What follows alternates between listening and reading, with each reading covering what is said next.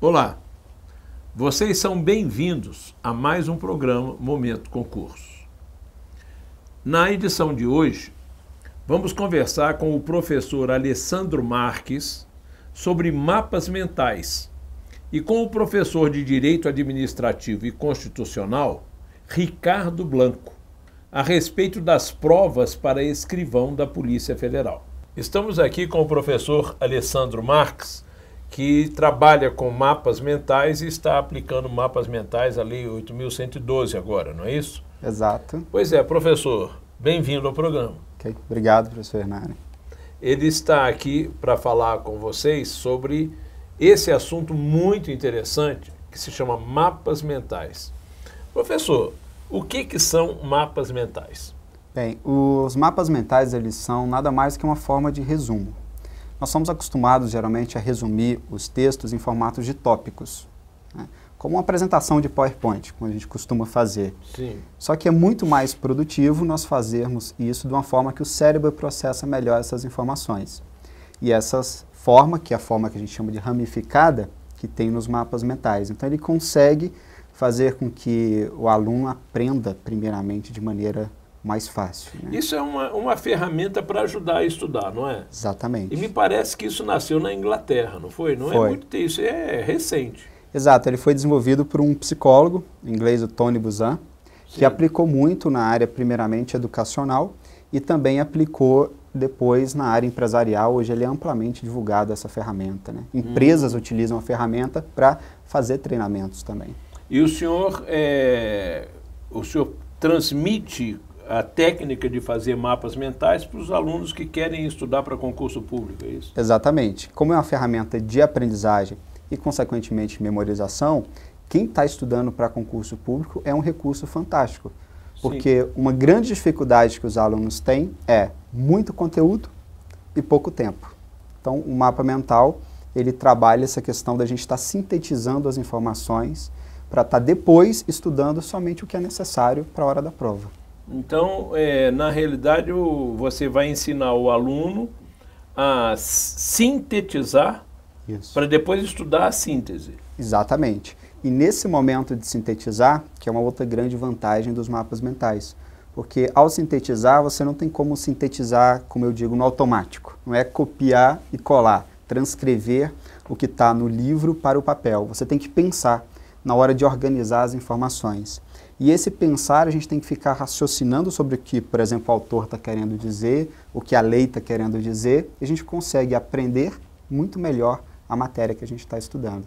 Pois é, isso é interessantíssimo, porque quando você vai fazer uma síntese, né, você vai estar trabalhando mentalmente com os conceitos para organizar essa síntese. Exatamente. Então você já está automaticamente entendendo a matéria. Você começa a entender a matéria quando você já está fazendo a síntese. Exatamente. Depois, na hora que você vai estudar só a síntese, porque o resto já vem, que já está fixo na cabeça, é isso mesmo? Exatamente. Tem até uma frase que eu gosto de dizer para os meus alunos, que porque os alunos, eles costumam fazer resumos muito extensos. Sim. E esse resumo, às vezes, ele fica muito mais complexo do que até a própria lei que ele estava estudando. Uhum. Então, eu digo para o pessoal, quanto mais no papel, menos na memória. Uhum. Então, os mapas mentais nós vamos ter menos no papel, só que vamos ter mais informações na memória. Porque é como se o mapa mental ele criasse no papel o que eu chamo de links. Sim. Você clica e ele abre o conteúdo. Uhum. Ele puxa o conteúdo que está na nossa memória, né? E isso que é uma característica muito interessante do mapa mental. Interessante aí, o pessoal que está todo ligado aí na internet, né? Está na hora de aproveitar isso aí, né? Professor, você tem um livro publicado, né? Que eu acompanhei, eu vi esse livro ano passado, se não me engano, em outubro. Exato. E agora eu estava vendo na sua mão o livro, eu peguei, dei uma folheada, ele já está diferente, né? Isso. O que houve de outubro para cá? Já é outra edição? Isso, o livro, deixa eu apresentar, é o Mapas Mentais da Lei 8.112, onde nós pegamos toda a Lei 8.112 e estruturamos ela em mapas mentais, toda em formato de mapas. O lançamento foi em outubro, a primeira tiragem já esgotou, então nós aproveitamos até que a lei foi atualizada no finalzinho do ano E já lançamos agora a segunda edição para o pessoal que está aí estudando o Regimento dos Servidores Públicos Federais. Pois é, então quem quer estudar a Lei 8.112 tem uma outra ferramenta, né, que é o livro do professor Alessandro. Exato. Esse livro é da editora Vesticom? É da Vesticom, exato. Vesticom. E é mais do que um livro, né? Porque nós vamos lançar uma coleção completa. Então, primeiramente, nós vamos estar lançando as leis. A primeira foi a Lei 8.112. Agora, ainda para esse ano, nós vamos lançar a Lei 8.666, que é a Lei de Licitações, mais a 10.120, que é a Lei de Pregão. E vamos lançar as leis menores, assim, a Lei de Improbidade Administrativa, depois a Lei de Processo Administrativo e Disciplinar, e aí a gente vai chegando até nas maiores, quem sabe. Maravilha. E o aluno que quiser assistir aula, né, com o senhor vai ter curso agora? Nós temos um curso que é sobre um curso de resumos para concursos, que é para quem quer realmente aprender a sintetizar as informações, o que a gente até fala, aprender a aprender as matérias, que vai ser no dia 28 de julho, na Veste Concursos da Asa Norte. Então, 28 de julho, na Veste Concursos da Asa Norte. O curso é, como é que se chama? Resumos para concursos. Resumos para concursos. Olha aí, você está convidado, né? E esse curso demora quanto tempo? É um curso de 4 horas, que vai das 14 às 18 horas. A gente quer aproveitar melhor o tempo com os estudantes. E ele é um curso muito prático, onde realmente quem for vai sair de lá aprendendo a resumir os textos, a fazer resumos em formato de tabelas, esquemas e também dos mapas mentais. Mas o senhor me falou que está preparando também um curso online, né, para quem é de outra cidade e quiser aprender a fazer os mapas mentais. Você vai estar mostrando pela internet? Exatamente. É uma ideia da gente estar lançando aqui pela Vesticom alguns cursos, um deles sobre mapas mentais, outros sobre ferramentas de aprendizagem também, para que as pessoas possam aprender cada vez melhor a estudar. Eu já estou aguardando, porque eu estou curioso para aprender a usar essa técnica aí, né? Professor, muito obrigado. Você tem o tempo para se despedir dos teleouvintes aí, né? Ok, agradeço o convite para a entrevista, agradeço o pessoal que está ouvindo aí na internet, vendo a entrevista.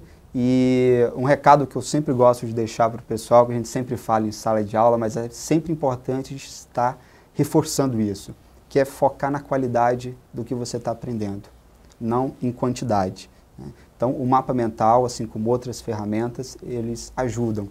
Então, é importante sempre quem está estudando para concurso buscar melhorar cada vez mais a forma como está aprendendo, para chegar na hora da prova e ter um excelente desempenho. Tá? Então, fica a dica para o pessoal. Tá certo. Parabéns pelo sucesso do livro, né? E vamos aguardar os outros, né? Vamos aguardar. Tá certo. Obrigado.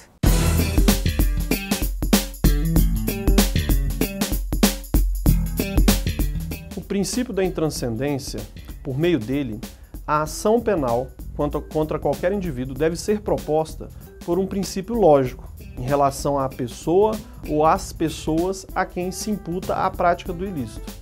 Então, com base no princípio da intranscendência, você só pode entrar com ação penal em favor de quem cometeu os fatos. O artigo 5º, inciso 45 da Constituição Federal de 88, estabelece que nenhuma pena passará da pessoa do condenado, podendo a obrigação de reparar o dano e a decretação do perdimento de bens ser, nos termos da lei, estendida aos sucessores e contra ele executadas, até o limite do valor do patrimônio transferido. Dessa forma, a acusação deve basear-se em fatos cometidos pelo acusado, não podendo a responsabilidade ser transferida ou compartilhada por seus sucessores, familiares ou mesmo responsáveis. Quanto a estes, apenas há responsabilidade civil e nos limites do patrimônio do autor dos fatos, tidos como criminosos.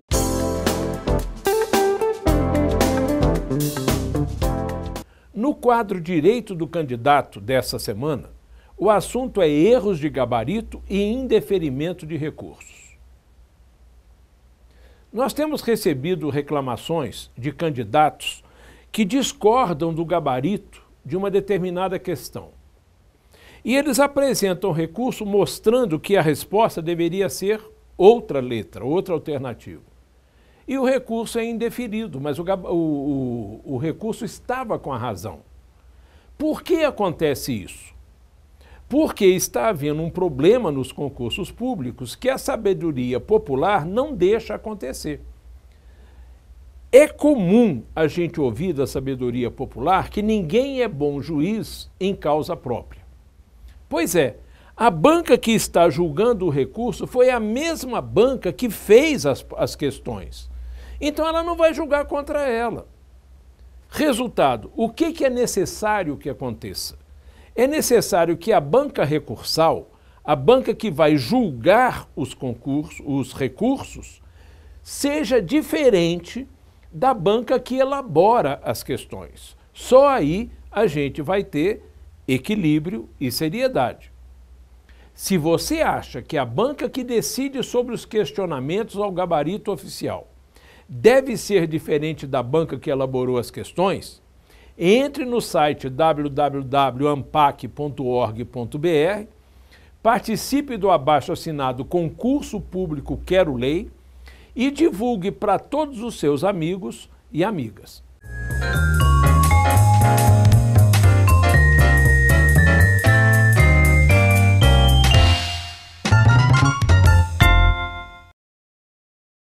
Olá, eu sou o professor Márcio Michele. Estou aqui para dizer para vocês algo muito importante. Esse ano de 2012 é um ano que você esperou, um ano que você estava esperando há muito tempo, um ano com vários concursos e não foi diferente. O ano de 2012, vários concursos passaram e agora é a vez do concurso da Anatel. Você tem a opção de escolher entre cargo de técnico administrativo ou analista administrativo. São 46 vagas ao todo, sendo delas 42 para o cargo de técnico e 4 para o cargo de analista administrativo. A banca é o CESP, uma banca que faz vários concursos, tem um padrão, a propósito, todos nós temos um padrão, e eu costumo dizer que passar em concurso é fácil, basta identificar o padrão da banca. Você tem um padrão, você tem uma rotina, a banca também tem esse padrão. Se você estudar intensamente o que a banca cobra, você descobre o padrão e não vai ser surpreendido no dia da prova. Essa prova da Anatel será feita pelo CESP, basta pegar exercícios anteriores, estudar e você vai identificar o padrão. E vale a pena por quê? Porque o cargo de nível médio, o salário é de R$ 4.700. E o de superior, próximo de 10 mil, 9.263. Os dois cargos oferecem uma jornada de trabalho de 40 horas semanais. Os técnicos vão fazer prova no dia 16 de setembro, é no mesmo dia da prova do TST, na parte da tarde técnico, na parte da manhã analista. O valor que você tem que pagar para a inscrição nesse concurso é de R$ 45,00 se o seu cargo é nível médio e R$ 84,00 para o cargo de analista. Tenha muita boa sorte, sucesso para você e desejo a aprovação esse ano de 2012.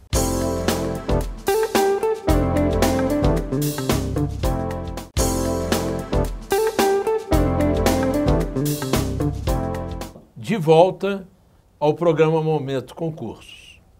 Neste bloco, estamos com o professor de Direito Administrativo e Constitucional, professor Ricardo Blanco. Prazer, professor. Famoso professor Ricardo Blanco, hein? Há quanto tempo eu fico ouvindo os alunos bochichando. Mas deixa eu te falar uma coisa, Ricardo. Primeiro, parabéns pelo sucesso que você tem alcançado. Segundo, eu quero dizer que o pessoal está sabendo que o concurso da Polícia Federal está chegando aí. Perfeito. Né? E tem o pessoal que está estudando para escrivão. E eu vi você dando umas dicas sobre escrivão. O que você pode falar para quem está estudando para escrivão? Vamos lá. Esse concurso ele é bastante cogitado porque a Polícia Federal sempre tem o costume de atrair vários candidatos. Então, quem quiser se preparar para poder conseguir êxito nessa prova, vai ter, primeiro passo, que se atentar ao que está escrito no edital, verificar dentro do cargo de escrivão as matérias, as disciplinas e o conteúdo dentro de cada disciplina. Para a partir daí ele montar um cronograma de estudo para otimizar o seu tempo. Tá? Recomendo que procure a orientação de profissional da área de concurso, os professores, uma equipe boa, para que possa então otimizar e acelerar o seu aprendizado, tendo em vista que o prazo para a prova já se encontra muito em cima. Sim. Eu gostaria também de falar em nome do candidato, né, que o professor Ricardo Blanco, né, ele pode indicar quais são os pontos relevantes que podem cair nas suas matérias de direito constitucional e administrativo nessas provas agora. Dentro da matéria de direito constitucional, recomendo focar a parte de segurança pública, tendo em vista que a própria Constituição Federal disponibiliza um artigo específico para falar do órgão Polícia Federal, consequentemente é inevitável encontrar itens de prova sobre o tema, sobre o assunto, e também sobre os direitos e garantias fundamentais, porque é de praxe toda a prova de concurso cair essa matéria. Além disso, dentro da matéria administrativa, é importante ressaltar o tema administração pública, direta e indireta, tendo em vista a Polícia Federal ser um órgão que participa dessa estrutura da administração pública direta. Então tem que se verificar o posicionamento do órgão perante os demais órgãos da administração pública e também verificar a parte de licitações e contratos da Lei 8666, que se encontra no edital, que é um assunto que é um pouco mais complexo, mas que sempre é cobrado em prova. O CESP adora esses temas. É o CESP que vai fazer essa prova? Perfeito. O CESP é a banca examinadora que vai realizar o evento da Polícia Federal. Você é professor na Veste Concurso. Perfeito. Há muito tempo, né? Desde o começo. Desde o início. Isso, desde o começo. Então, nessa sua jornada aí exitosa, né, você tem milhares e milhares de alunos aí que passaram com bom sucesso, etc. E eu pergunto, você tem algum outro curso que vai acontecer agora? Eu vou falar que tem um tal de viradão, que negócio é esse?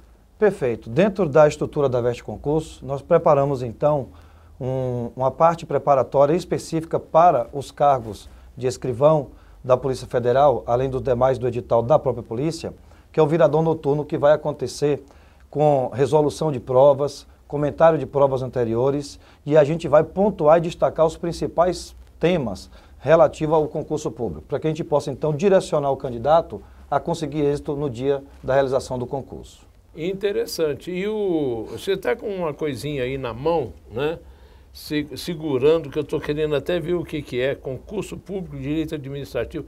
Ah, isso é curso online. Perfeito. Esse é um tipo de curso online que o professor Ricardo Blanco, faz favor, Ricardo, mostra para o candidato ali. Esse produto é feito aqui na Veste Concurso, onde a gente gravou todo o conteúdo de direito administrativo, que serve não apenas para o concurso da polícia, serve para qualquer outro concurso, porque tem todos os temas que participam do edital de concurso dentro do assunto direito administrativo. Recomendo muito esse produto, porque ele foi feito dentro da estrutura da Veste Concurso, que é uma instituição credenciada e preparada para a divulgação desses cursos online. Além disso, tem todo um suporte com questões comentadas que a gente também vai preparar especificamente para o concurso da Polícia Federal, focando para o cargo de escrivão. Esse curso aqui, ele é vendido assim, como uma capinha, nas livrarias, nas bancas, nos lugares físicos de venda, né?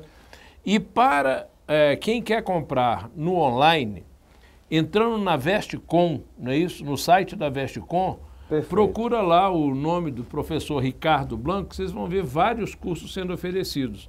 E me conta uma coisa, você está lançando agora questões comentadas, não é isso? De constitucional e administrativo para esses concursos? Perfeito. A instituição, então, me convocou para a gente fazer comentário de provas anteriores em cima das questões que já foram cobradas do cargo específico para escrivão da Polícia Federal, para que a gente possa, então, dar um direcionamento maior e um suporte maior para os nossos alunos, para ter êxito nessa aprovação desse concurso público, que vai ser bastante concorrido. Então, esse provas comentadas, questões comentadas de direito constitucional do professor Ricardo Blanco vai estar no site da Vestecom. Perfeito. Tá? Todo produto, tanto direito constitucional quanto administrativo, provas comentadas, é só entrar no site da Veste Concurso, que vai estar disponível para todos aqueles que quiserem. Aliás, é no site da Vestecom, não é da Veste Concurso. Da Vestecom, perfeito. É importante vocês verem no Vestecom, no site da Vestecom, questões comentadas de direito administrativo e de questões comentadas de direito constitucional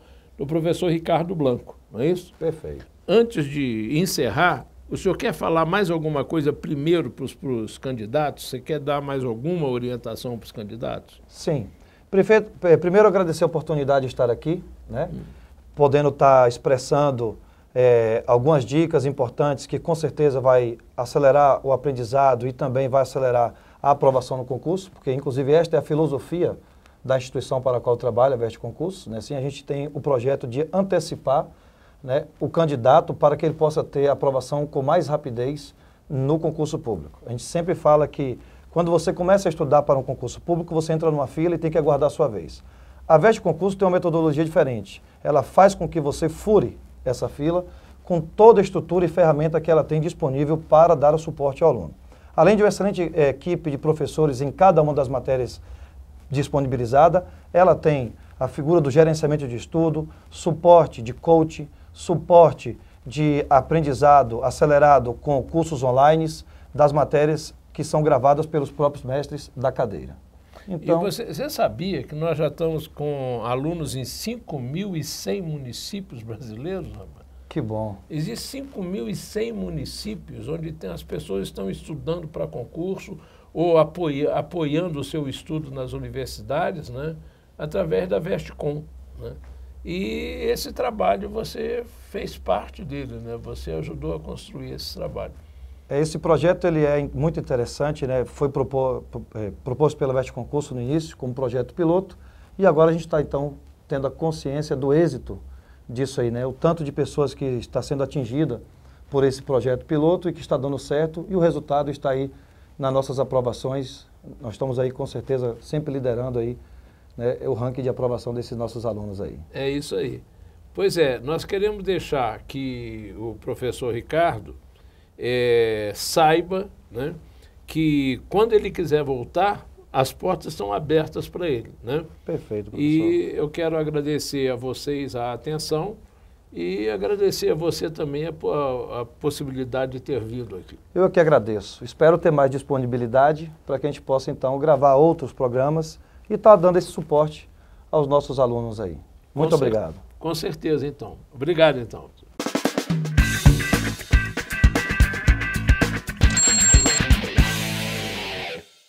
No quadro Acordar Melhor de hoje, você vai saber das ilogicidades que tem o novo acordo ortográfico.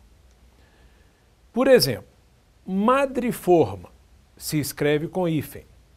Madre-mestra se escreve com hífen. Então você vai concluir madre-pérola se escreve com hífen. Não, madre-pérola é sem hífen. Veja outra ilogicidade. Manda-brasa é com hífen. Guarda-chuva é com hífen. Manda-chuva devia ser também com hífen.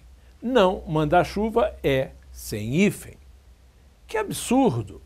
Outra coisa, você tem duas grafias corretas, adrenal ou adrenal. Então, os derivados você vai achar, são duas grafias corretas, adrenalina ou adrenalina. Não, só existe adrenalina. Então, se eu tenho adrenal, por que não pode ter adrenalina? Isso é ilógico. Uma outra coisa que a gente tem que perceber é que o acordo é tão ilógico. Primeira ilogicidade, ele não eliminar ou não reduzir ao máximo as exceções. Veio cheio de exceções. Segunda ilogicidade, as listas de exceções terminam com reticências. Quer dizer, você não vai saber nunca. Terceira ilogicidade, a justificativa para as reticências é dizer que elas estão consagradas pelo uso. Ora, se o acordo veio para modificar, o que tem consagração pelo uso? Não existe isso. O acordo é para modificar, então não pode haver consagração do uso. Isso significa ilogicidade. A pergunta é, se você quer ficar escravo dessa decoreba, então você não faça nada. Mas se você quer acabar com as ilogicidades no novo acordo ortográfico, entre no site www.acordarmelhor.com.br, assine o abaixo-assinado e o divulgue para todos os seus amigos e amigas. Vamos simplificar a ortografia.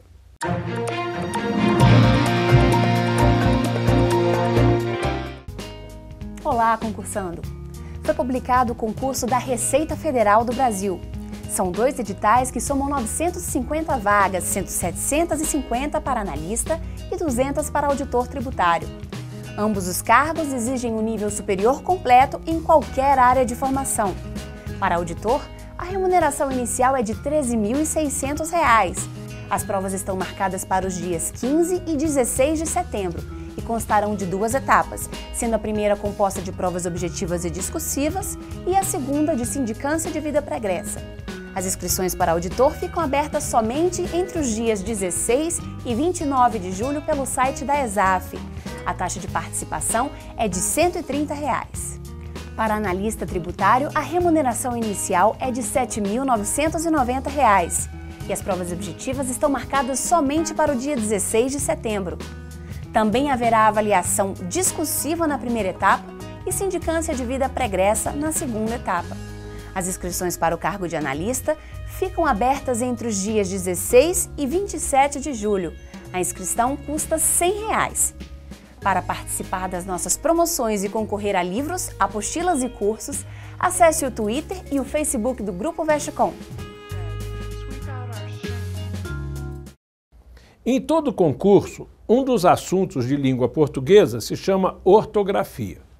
E dentro da ortografia você tem a acentuação gráfica. Para você aprender acentuação gráfica, você tem que saber fonologia. Você tem que saber o que é vogal, semivogal, ditongo, tritongo e hiato.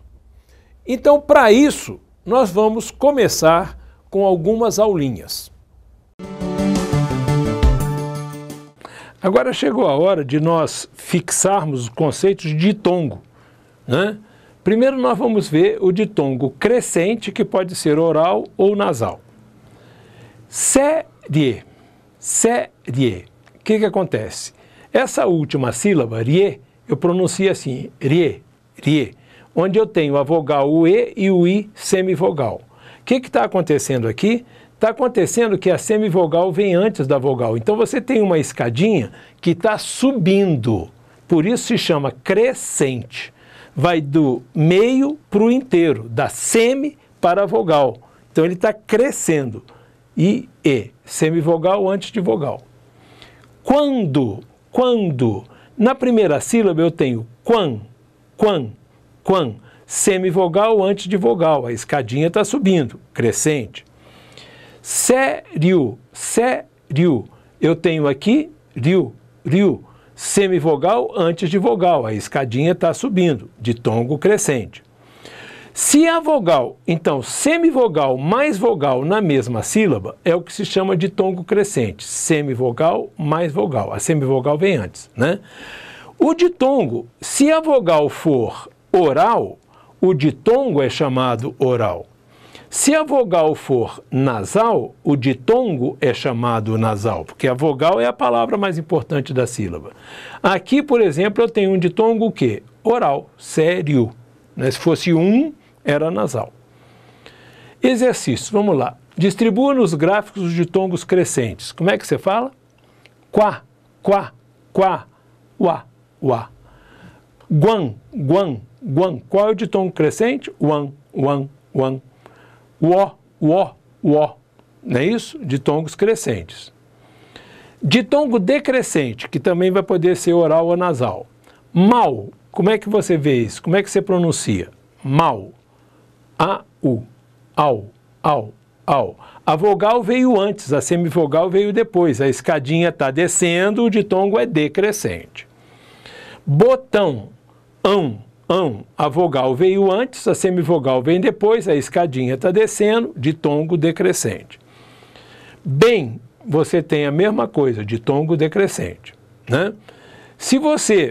Agora você tem vogal mais semivogal na mesma sílaba, é que é o ditongo decrescente. Então, a vogal mais semivogal, a vogal vem antes, né?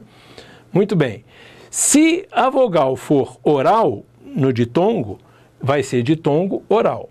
Se a vogal for nasal, vai ser nasal. Em bem aqui, por exemplo, você tem um ditongo decrescente nasal, não é isso? Vamos lá, preencha nos gráficos os ditongos decrescentes. Vou, como é que fica? Ou. Dizem, em. São, ão.